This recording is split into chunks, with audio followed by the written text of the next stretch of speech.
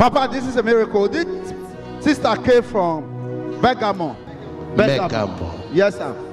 So for 3 months now, she has itches all over her body. Come, woman. Cancel. Papa, this is Sister Mary. She said for 3 years she has terrible arthritis that she could not bear. Papa, while you prayed, the pain left her that she could do all she could not do before. He to the So what could you not do before? Up, down again. You couldn't do that before.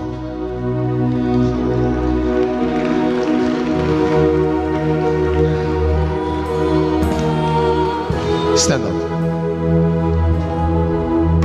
Father, thank you, thank you, thank you, thank you for your spirit upon her. Touch, touch, touch. Ah, touch. Papa, this is a miracle. In 2021, she did a major operation in the head. In the head. Yes, sir. And after the operation, she started having pains, having migraine, terrible pains. And since then, she said she's not been comfortable with the pain, and she started bleeding. And that gave her. Where are you from, man? They told her that she had ovarian cyst. Napoli. While you pray tonight, the pain disappeared, bleeding ceased, ovarian cyst disappeared. The bleeding ceased.